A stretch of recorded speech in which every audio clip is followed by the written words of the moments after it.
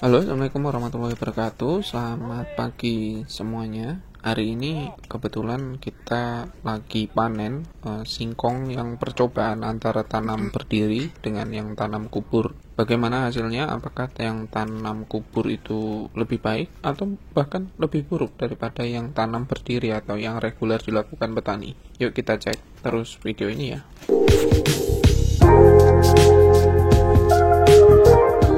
Nah, inilah kondisinya yang percobaan kubur ya. Ini berbatang dua.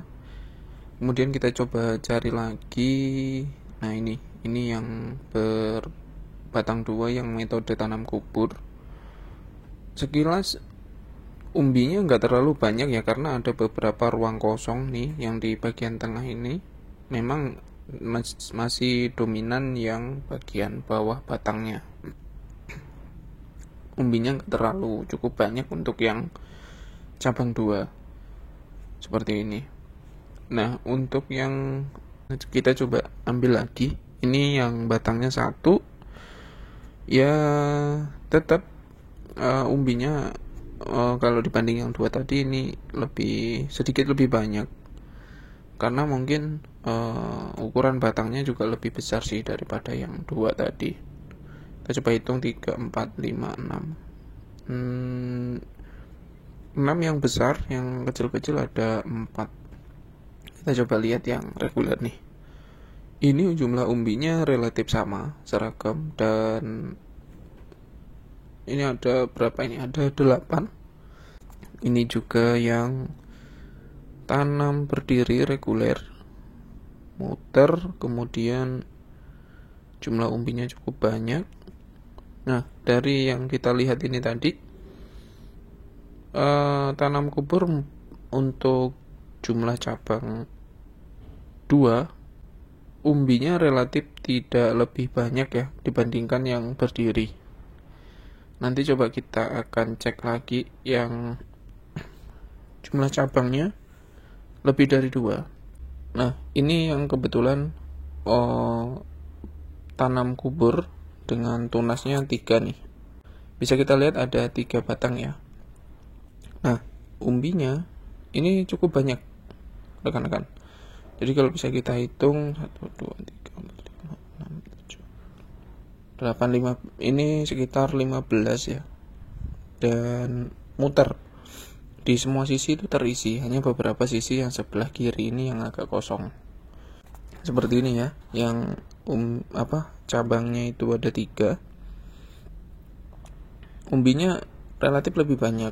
Nah, waktu itu kan saya juga pernah share video yang cabangnya itu ada 6. Memang umbinya itu muter banyak, tapi sayang itu diambil orang ya, jadi kita nggak bisa lihat kondisi umbinya. Ini yang 2 juga sama, yang dominan itu sisi bagian bawah batangnya, kemudian yang atas kosong ya, yang memang cabangnya cuma 2 itu kosong, relatif lebih sedikit. Nah, dari yang sudah saya lakukan ini, saya akan evaluasi lagi gimana sih metode kubur ini bisa meningkatkan jumlah umbi. Seperti ini proses pencabutan atau proses panen. Nah, ini rata-rata yang ditanam berdiri ya. Ini umur 9 bulan, termasuk tidak normal karena kemarin musim kemarau. Nah, ini bahkan yang tanam berdiri umbinya mutar ya, hanya beberapa yang kosong nih. Di sebelah kiri ini kosong. Ini bisa kita hitung 5, 8, 15-an umbi.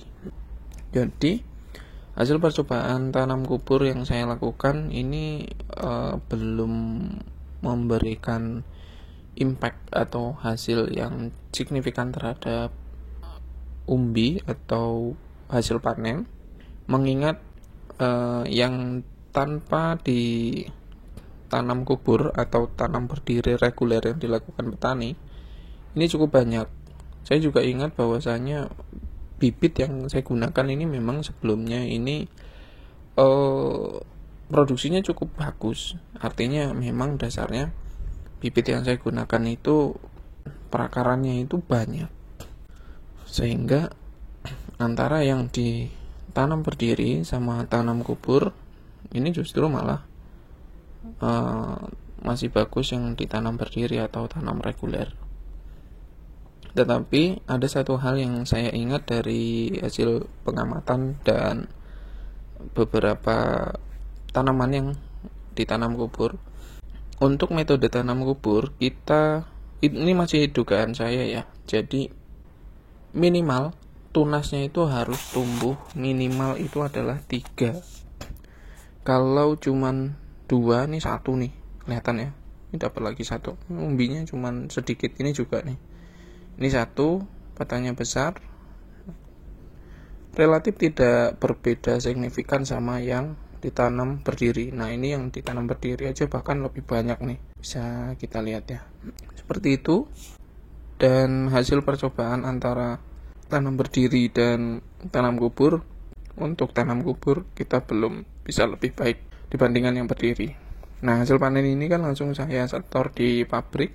Ini saya peroleh 4,7 potongan 28% dengan harga 1.300. Kemudian ini yang kedua, ini saya peroleh 4 ton 120. Ini juga sama, harganya 1.300 tapi potongannya 26%. Demikian video pada kesempatan kali ini. Atas perhatiannya saya ucapkan terima kasih.